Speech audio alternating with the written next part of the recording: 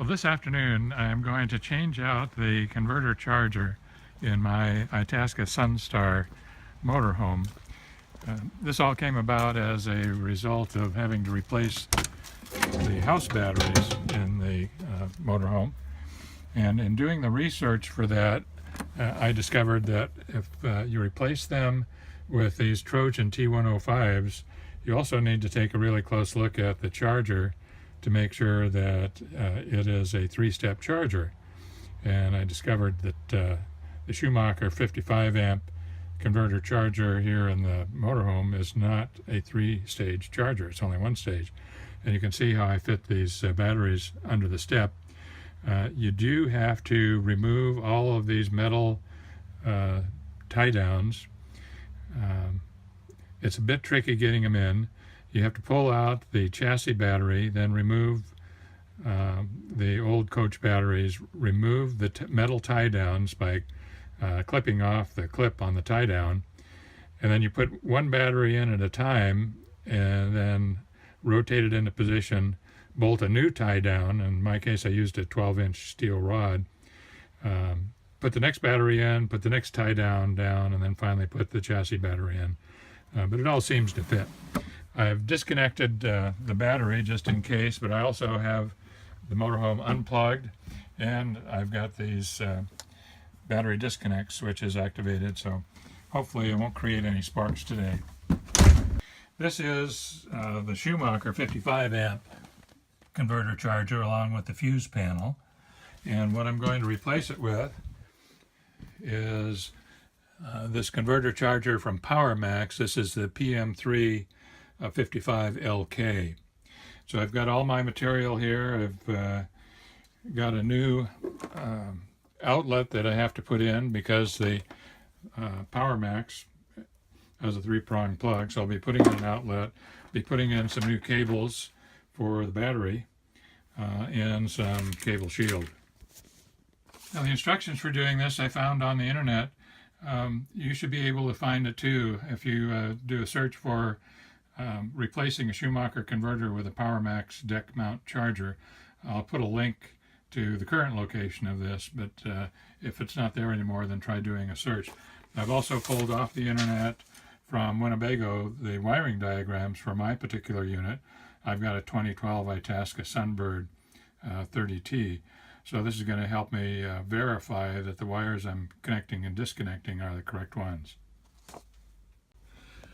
The first order of business for doing the replacement is to find a mounting place for the new converter charger. And I found one here. This is underneath the cabinet right above where the fuse panel is. And although it looks like there's a lot of room, it really does get cramped in here.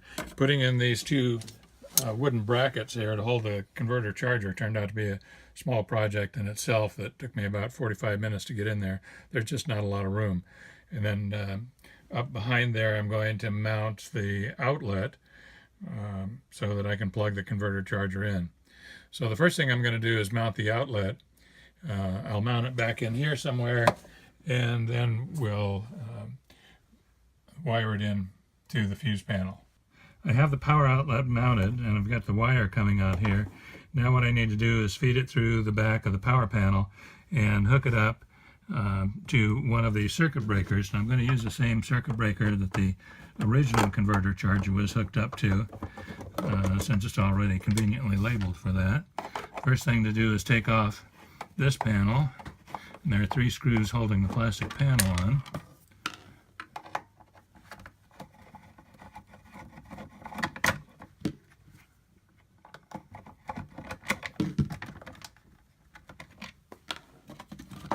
Now the panel comes off, and the one that I want is this second from the bottom, called refrigerator / converter, and that's this one right here. Everything's unplugged, so it should be safe, and you can see this is working out just like the wiring diagram said. Here behind this wire nut is the power lead for the converter charger. So I'm going to take that off, and I'm going to stick this back on here just to protect it. And now what I need to do is hook this up to that. So let's see what we have. Yeah, no problem.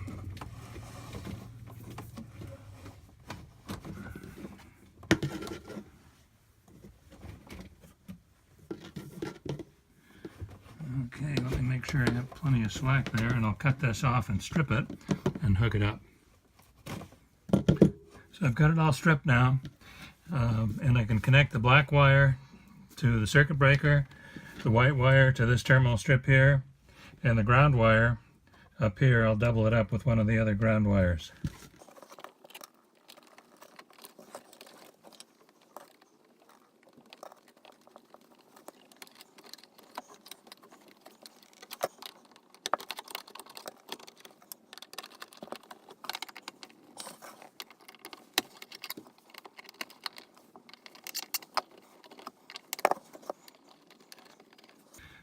Okay, that's all hooked up. So now we have power to it. So the next step now is to work on a 12-volt side. The instructions say first we remove a couple of screws here. And here are the 2 screws for the 12-volt fuse panel.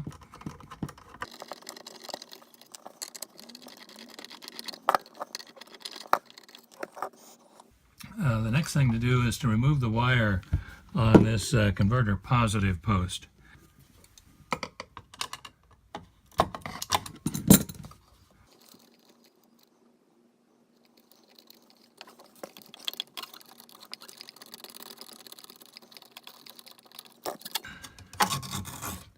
And here's the wire right here. So there's the bolt. So we're just going to leave that wire dangle because we're not going to have anything on it. So next it says on the back side of the fuse panel, remove the wire on the battery negative post. We're not going to use that wire either, but we are going to use the post. So battery negative.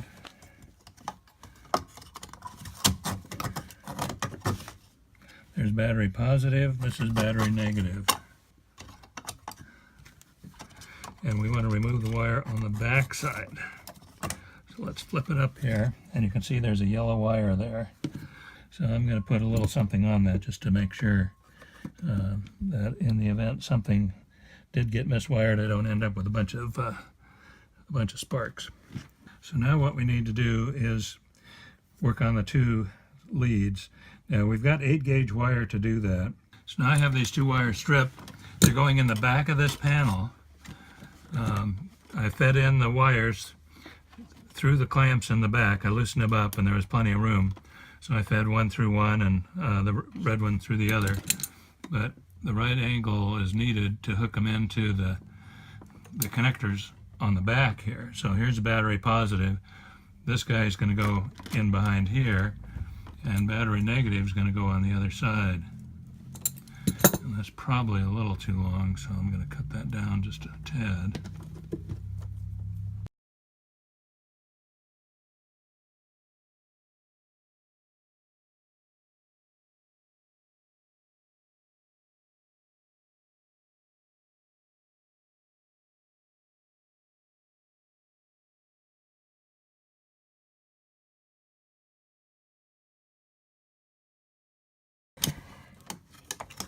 Okay, and battery negative is right there.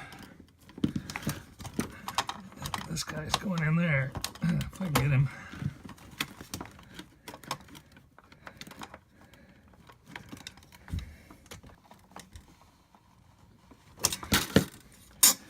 Okay.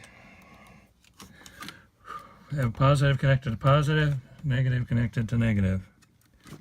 These 2 fuses here, these 2 30-amp fuses, are no longer needed. These were fuses for the converter going from here to up here, but now since we're feeding the battery positive back here, those fuses aren't needed at all. So now I'll put this back together. Well, I finally got the screws lined up, so that was took a while. I thought perhaps the positive lead was knocking against the case, but it turned out it was this side of the PC board over here that was knocking against the case, and the positive lead is fine. But there is no tolerance at all for these screws, you have to have them all the way over to the right-hand side of the case and perfectly lined up in order to get them started. There we go. So that's all done. So we have our DC side wired here, our AC side wired there. So I'm going to put this back on. And this one also has very little tolerance on it. All right, now it's time to mount the converter and get it wired in. So now we've connected the converter to the panel over here with this cable. There's also a chassis ground that needs to be connected, and conveniently there's a chassis ground bus bar in the back, so that's all connected. So I've reconnected the battery. I have turned on the battery, and that seems to work fine, so that part of the wiring is fine. I've now turned the battery back off, and I'm ready to throw the breaker over here to see what happens. Okay, so we have the panel here. I have disconnected the coach battery using the coach battery disconnect, so there's no load on the battery charger. And we'll throw this breaker on, see what happens. Well, there's no sparks. And if I look up here at my 12-volt gauge, it looks like I've got 14.7 volts coming out with no battery attached. So now we'll turn on the battery. So the battery is now connected, the charger is connected. The initial battery voltage, according to this instruction sheet, says it's going to be 14.3 volts initially. Then it will drop down to 13.6, and then it will eventually drop down to 13.2 to float the battery. So right now it's 14.7, a little bit higher than I expected. So it looks like it's working, but I'll do a little bit more investigation just to make sure. So I just checked the battery connection. It looks like I threw the switch the wrong way. The coach battery was not connected. So I have unplugged the motorhome, switched the battery on. So now both coach and chassis batteries are on. And I plugged the motorhome back in, and I'm now waiting for the power monitor to go through its 2-minute delay and kick the AC voltage back onto the coach. And there it goes. So that is per spec 14.2 volts, supposed to be 14.3, so that's pretty accurate. So now it'll do a boost charge. It'll eventually drop down to 13.6 and then down to 13.2.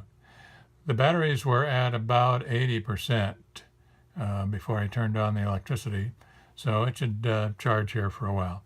So it looks like we have a good installation. So we're now here a day later, and the charger has gone down to stage 3, which is the floating stage on the batteries. So everything looks pretty good here. This is an additional voltage meter I put in and a little switch to go with it, just for when we're dry camping. This meter down here is good for what it does, but it really doesn't tell you what's happening when the battery's full and whether or not you're on float or charging. So that little meter is quite helpful. All that's left to do now is to clean up. This is our panel. I've added a bunch of labels on it to remind me and the next person that owns this that the built-in charger has been disconnected and they need to look under the cabinet for the new one. And the new charger is sitting here in place. It's perking away. And in addition to putting in the charger, I also put in some of this conduit, flexible conduit protector to make sure that any motion that is experienced by the RV doesn't wear away on the insulation for the cabling. So I think we're all done here, and it's time to go RVing.